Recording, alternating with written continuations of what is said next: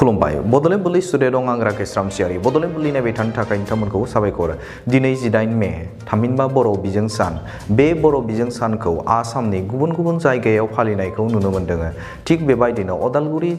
जिल्ला बर' थुनलाइ आफादाबो दिनै गावनि मावख'आवनो गाजा गोमजायै कभिड-19 प्रट'कलखौ मानिनानै बिथांमोना फालिदों।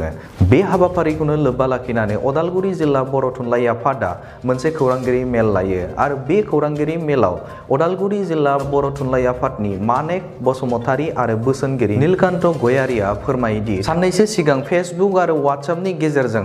मोनसे भाइरेल जानाय लाइजाम जायखौ लाइजामनि बमा होनानै भाइरेल मोनसे जादोंमोन आरो बे भाइरेल जानाय लाइजामखौ बर' थुनलाइ आफादनि बारग' गाहाय नेहाथारि कमलाकान्त मसाहारिया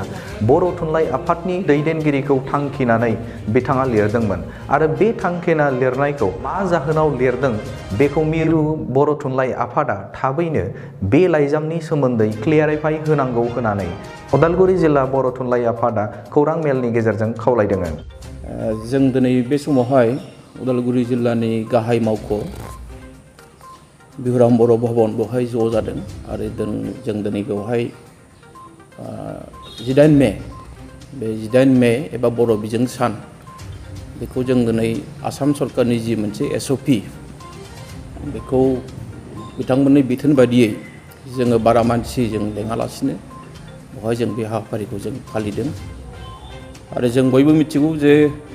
जोंनि बर'फोरनि जि मोनसे जारिमिनारि सान बियो 1963 मायथाइनि दिनैनि सान। बे सानावनो आसाम सरकारा बर'फोरनो बर' बिजोंखौ जोंनो फरायनायनि थाखाय बिथांमोना गनायथि होदों। जोङो बिनि थाखाय जों दिनै बे मोनसे गोथार सानखौ जों बेवहाय फालिदों आरो जों दिनै बेजों लोगोसे खावलायगोन जे जिहेतु जोंहा गोबां जेंना जेंसि दंबावो जों दिनै बिटिआर सरकार आरो आसाम सरकार जों बिथांमोनखौबो खावलायगोन जे दिनैनि बे गोथार सानजों लोगोसेनो जाहाथे जोंनि बर' बिजोंनि जायफोरनाखि भेन्सार फरायसालिफोर थालांदों बेफोर गासैबो जाहाथे सरकारिकरन जायो बेखौ जोङो जोंनि आथिखालनि गोदान जि मोनसे सरकार आसामाव फैफिनबावबाय BJP सरकारनि दैदेननायावनो मित्रजोट आरो लोगोसे जोंनि जि मोनसे बिटिआरनि सरकार जोंनि मानिजाथाव प्रमद बर' सारनि दैदेननायाव बिथांमोनखौ जों खावलायगोन जे जोंनि जेसेबांनाखि बर' बिजोंनि फरायसालिफोर थालांदों जाहाथे बिसोरो BTCल' नङा आसामाव जेसेबांनाखि बर' बिजोंनि फरायसालिफोर दङ भेन्सार बेफोरखौ बिथांमोना लानायनि मोनसे राहा खालामो बेखौ जोङो दिनैनि दिनाव बे गोथार सानजों लोब्बा लाखिनानै खावलायदों। आरो बे समावहाय आङो खावलायगोन जोंनि रायजो राजाफोरखौबो जे सरकारा खानानै होनाय माखासे SOP दङ बेखौ जों मानिनांगोन मानोना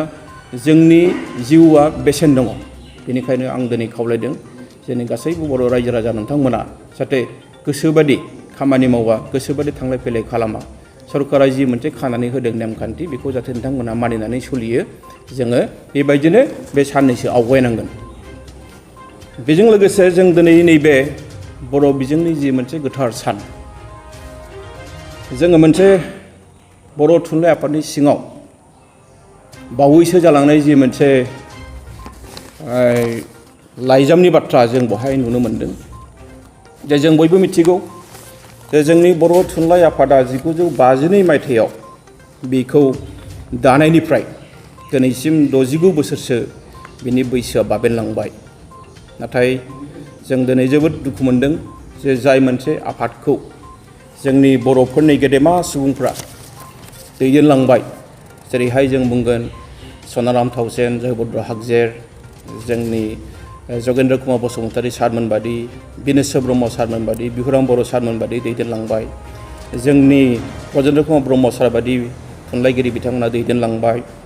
जोंनि डक्टर कामेस्वर ब्रह्म बिथांमोना दैदेनलांबाय जोंनि गबिन्द बसुमतारी बिथांमोना दैदेनलांबाय। नाथाय जों दिनैनि सानाव मोनसे बाथ्राखौ जों दिनै बुंगोन जे बै समाव जोंनि बर' थुनलाइ आफादा हारिफोरनि गेजेराव माहारिफोरनि गेजेराव बर' हारिनि मोनसे आंगो आफाद हिसाबै बियो गनायजादों सानजादों आरो बे खामानि मावबोदों। नाथाय जोङो मोनसे समनि बर' थुनलाइ आफादनि मोनथाम समनि गाहाय नेहाथारि आरो मोनसे समनि लेङाइ आफादगिरि मानिजाथाव मुस्रि मोननै थामसि लेङाइ आफादगिरि निमाहा हो बिथाङा दाख्लै बावै मोनसे लाइजाम बिथाङा बेवहाय ओरैबायदि होदों जे बर' थुनलाइ आफादनि जारिमिनाव गिबिसिन लाइजाम बमा सेथि नैथि आरो थामथि बर' थुनलाइ आफादनि आफादगिरिनिसिम उदां लाइजाम बिथाङा बे लाइजामनि गेजेरजों गोबां बाथ्रा बुंदों आथिखाल बर' थुनलाइ आफादनि आफादगिरि आरो गाहाय नेहाथारनि सायाव आरो बिसेसके बियो आफादनि सिङाव जि मोनसे रांखावरिनि बाथ्रा बेवहाय गोबाङै बेरखांदों दा बियो जोंखौ दिनै ओरैबायदि खालामदों जे जोङो जोंनि जि मोनसे जिल्लानि आफाद जोंनि जि मोनसे गुदि आफाद जोंनि मावथि बिथांमोना ओरैबायदि जोंखौ बाथ्रा बुंदों जे बिथांमोनखौ नुब्लानो मिनियो जोंनि गुदि थुनलाइ आफादनि आफादगिरि नेहाथारि बिथांमोना जेब्लानाखि मिथिसार बिलाइखौ रानदों अब्ला मानसिफ्रा मिनिदों जाहैबाय जे नोंसोरनि थुनलाइ आफादा मा जादों नोंसोरनि थुनलाइ आफादनि अबस्थाया मा जानो थांगासिनो दं दा बेखौ जोङो गोबां दुखु मोनदों आं दहायनो बुंखादों जाय समाव जोंनि गेदेमा बै समनि थुनलाइगिरि बिथांमोना आफादगिरि गाहाय नेहाथारि बिबान लानानै खामानि मावबाय बे समाव जों गावखौनो देरगानाय मोनोमोन जे जोङो थुनलाइ आफादनि साफा साफा मावथि साफा साफा बिबानगिरि नाथाय दिनैनि सानाव जोंनि नैबेफोर बाथ्राया जोंखौ जोबोद दुखु होदों जोंखौ दिनै साननो गोनां जादों आसलते थुनलाइ आफादनि सिङाव मा जादों जोंनि मानिजाथाव कमलाकान्त मोसाहारि बिथाङा जि मोनसे लाइजाम बहाय बिथाङा गांथाम सेथि नैथि आरो थामथि आं गासैबो बाथ्राखौ बहाय बुंनो लुबैयाखै बिनि सिंनि बाथ्राखौ जुदि बुंनांगौबाथ' गोबां बाथ्रा थागोन नाथाय बेखौ जों बुंनो लुबैयाखै बहाय गोबां माने रांखावरिनि बेले बेजे बिसेसकै आफादगिरि बिथाङा मिथिना मिथिया नाथाय गाहाय नेहाथारि बिथाङा हारसिङैनो माखासे खामानिखौ मावनाय बेफोर बाथ्राया बहाय बेरखांदों जों दिनै मिथिनानै दुखु मोनदों जे आथिखालनि जि मोनसे बर' थुनलाइ आफादनि मिरुनि मावफुं आफाद बेवहाय खुनु मोनसे आब्रुथि गैयालासिनो गाहाय नेहाथारि हारसिं खामानि मावनायनि बाथ्राया सिखांबाय थादों बियो दिनै मानो बिदि जानो मोन्दों आफादगिरिया जों लुबैदों जे आफादगिरि बिथाङा जुदि मिथियोब्ला सासे गाहाय नेहाथारिनो मानो इसिबां उदांस्रि होदों जोङो दिनै मोननैसो बाथ्राखौ आं रायखांगोन जिहेथु जोङो थुनलाइ आफादखौ मोजां मोनो जों दिनै जि बाथ्राखौ बुंदों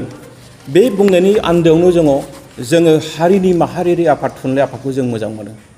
आरो बे थुनलाइ आफादखौ आफाद हिसाबै लाखिनांगौनि दायित्वआ जायफोर बर' फिसाया थुनलाइ आफादखौ मोजां मोनो दिनै बिसोरनि मोनसे दायित्व जानानै फैदों जों दिनै बुंनांगोन जोंनि आफादखौ जोङो सोरबा साफा सानै मानसिनि आखायाव हगारनानै जों बेखौ आब्रुथि गैयै जों जानायखौ जों लुबैयाखै बेखायनो जों दिनै उदालगुरि जिल्ला बर' थुनलाइ आफादनिफ्राय जों मोनसे बाथ्राखौ बुंगोन जे जि जाबाय थादों जि बाथ्रा ओंखारबाय थादों बियो जोंनि थाखाय मोजां नङा जोंनि हारिनि राव थुनलाइ जोंनि हारिखौ दानायनि बेलायाव बेफोर जोंनि थाखाय खहा खालामगोन बे बाथ्राखौ जों दिनै उदालगुरि जिल्ला बर' थुनलाइ आफादा स्पष्ट बुंगोन आरो बेनिखायनो आफादगिरि बिथाङा जुदि मिथियाखैबा जोंनि मानिजाथाव मोनसे समनि गाहाय नेहाथारि श्री कमलाकान्त मोसाहारिया जि मोनसे लाइजाम बिथाङा गांथाम हगारदों बेखौ लानानै बिथाङा मोनसे सावरायनायनि मोनसे खाबुखौ बिथाङा लानांगौ जे बियो मा जामारदों जों दिनै मिथिगौ मोननैसो बाथ्राखौ आं दिनै बुंगोन जे सनल कसारिफोरनो बर' राव फोरोंनो थाखाय बिटिसि गभर्नमेन्टआ बै समावहाय 57 लाख रां हरदोंमोन नाथाय जों मिथिनायाव सनल कसारिफोरखौ बर' राव फोरोंनाय जायाखिसै बरन्स बे राङाबो दिनै गैलिया 2020 मायथाइनि जि मोनसे कभिडनि सम बे समावबो जोङो बेवहाय एसे नुनो मोन्दों जे गासै 40 लाखसो बड' साहित्य सभानि एकाउन्टआव बे राङा हाबदों नाथाय जों दिनै मिथिदों जे माखासे प्रेसफ्राव दिनै फैसा मोननो गोनां दङ आं दिनै उदालगुरिनि मोनसे प्रेसनि मुंखौ बुङा नाथाय आं दिनै बुंगोन जे उदालगुरियाव गंसे प्रेसआव गासै 11 लाख रां होनो गोनां जोंनो बिथाङा मैया मिथिहोदों दा इसेबां रां होनो थानायनि जाहोना मा फारसेथिं फैसाया लाख लाख हाबदों फारसेथिं लाख लाख फैसा होनो गोनां दङ बेफोरनि आन्दोआव मा दङ मा सोलिदों बर' थुनलाइ आफादनि सिङाव जों दिनै बेखौ सासे बर' फिसा हिसाबै जों दिनै सोंदों जों दिनै बुंदों जे बेफोर मोनसे बेले बेजेया जोबनांगौ जों बेखौ बेबायदि बेले बेजेखौ जोङो थानायखौ लुबैयाखै बेजों लोगोसेनो जों दिनै बुंगोन जे बर' थुनलाइ आफादा आसलते गावनि जि मोनसे थांखि आरो नोजोर बेखौ लानानै गोदोनिफ्रायनो मावबाय थादों आरो बेबायदि मावनायनिखायसो जोंनि बर' हारिनि मोनसे आंगोनिबो आंगो आफाद बर' थुनलाइ आफादा जानो हादों। नाथाय जों मालाबा समाव नुनो मोनो जे आथिखालनि जि मोनसे आफादगिरि आरो गाहाय नेहाथारि बिथांमोना माखासे बाथ्राखौ जेखौ बुंनाङा जेखौ मावनाङा बेखौ जों बुंनायखौ नुनो मोन्दों। बेफोर बाथ्राया जोंखौ दुखु होदों। गाहायै जेब्लानाखि बिटिआर एकर्ड जाबाय, बिटिआर एकर्ड जानायनि उनावबो बिथांमोना सानसेबो बे एकर्डखौ बरायाखिसै। लोगोसे बरायनायनि बाथ्रायाथ' गोजानाव दोन, बिथांमोना मोनसे बाथ्रा बुंबाय जे बिटिआर एकर्डखौ रिभिउ खालामनांगौ होननाय बाथ्राया बे जोंखौ बयखौबो सोमोनांहोदों, जों बयखौबो गोमोनांहोदों। मानोना रिभिउखौ सोर खालामो? रिभिउखौ खालामगोन जायफोरनाखि गोरोबथा खालामग्रा, जायफोरनाखि सुक्तिखारि, बिथांमोनासो बे रिभिउखौ खालामनो हायो। बेनिखायनो जों दिनै सानदों जे बर' थुनलाइ आफादनि जि मोनसे मान मर्यादा, रायजो राजाफोरनि गोसो गोरबोनिफ्राय जेनै बे बर' थुनलाइ आफादनि जि मोनसे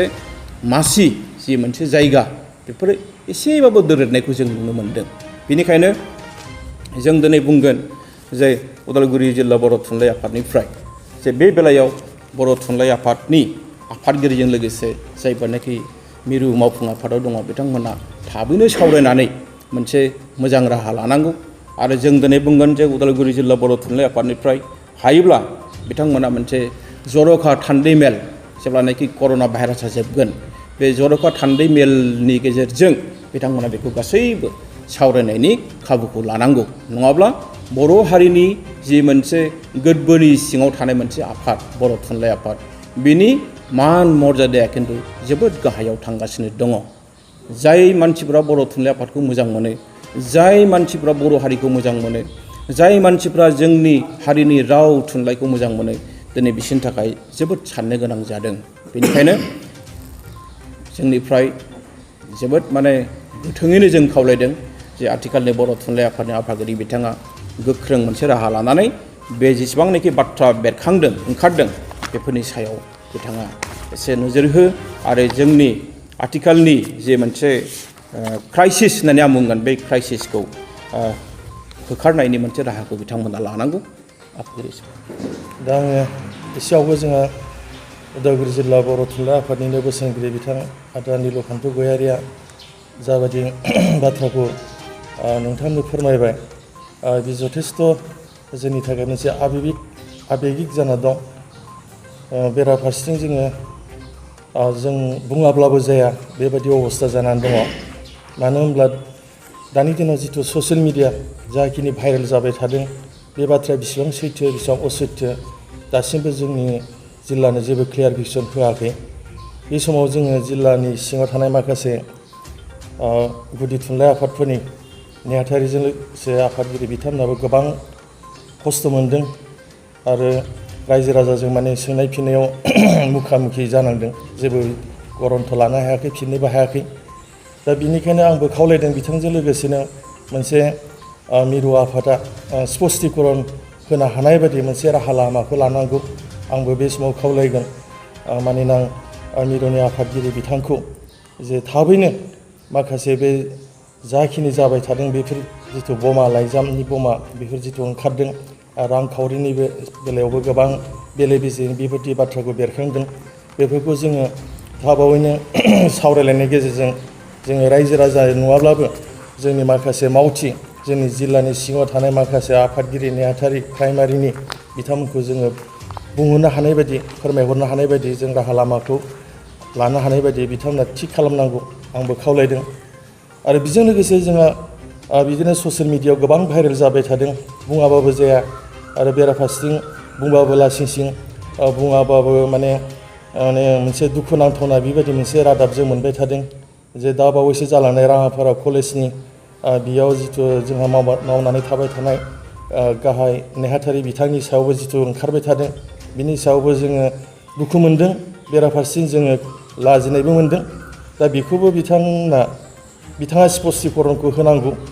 जोङो माजों बुङोब्ला बाथ्राया सैथो असैथो बेखौ जोङो स्रा खालामनो हागोन। आं खावलायदों बे समाव उदालगुरि जिल्ला बर' थुनलाइ आफादनिफ्राय जे जोङो जिथु नियम खान्थिजों जों सोलिनांगौ, दैदेनगिरिफ्रा बे नियम खान्थिखौ लानानै सोलिनांगौ। बुंनो थाङोब्ला मोनसे हारिया मोनसे आफाद दङ, बे आफादनि दैदेनगिरि बिथांमोनानो जुदि मोजां आखुनि दैदेनलाङाबा, मोजां बोसोनजों दैदेनलाङाब्ला जोंनि जिल्ला आरो जोंनि गुदि आफादफ्रा गोबां माने खैफोदाव गोलैनो नागिरो। आं बेखायनो जाखिनि जोंहा बोसोनगिरि गयारि आदा बुंबाय, आं बेखौ बुंदेरफानानै होबाय, जाहाथे जोंहा गाहाय नेहाथारिनि सायाव मोनसे एलिगेसन फैबाय थादों, बेयो दासिमबो रोखा जायाखै। आं बे बेलायावहाय बिथांखौ खावलायगोन जे बिथाङा बे समाव जोंनो फोरमायहरनांगौ जे बेसेबां सैथो बेसेबां असैथो, बेखौ जों जिल्लानिफ्राय जों लुबैनाय थाबाय। आंबो दा जोबनायाव बेखौनो बुंगोन, जोंनि मिडियायाव नुजाथिनो हानाय आंजों लोगोसे जा बोसोनगिरि सानै दङ, जा भजेन चन्द्र बर' सार आरो नेहाथारि सुबुंसा मुसाहारि, आं बिथांमोनजों जयैनो जोङो बेफोरखौ सावरायलायनायनि गेजेरजों जोङो दिनै प्रेस मिडियायाव हगारनाय जाबाय। जाहाथे बियो नोंथांमोना सानना लाना जे जिल्ला आफादा बेखौ गोरोन्थि मावदों होननानै, जुदि गोरोन्थि मावदोंब्ला आङो खेमा बिगोन। थेवब्लाबो जोङो दिनै गोसोखौ माने स्रा रोखा आरो जोंनि माने खुंथायखौ रोखा खालामनो थाखाय दिनै नोंथांमोननिसिम जोङो बे बड'लेण्ड रादाब आरो पाब्लिक ट्रास्टनि गेजेरजों फोरमायहरनाय जाबाय। आंबो बेखिनिखौनो बुंनाय जाबाय।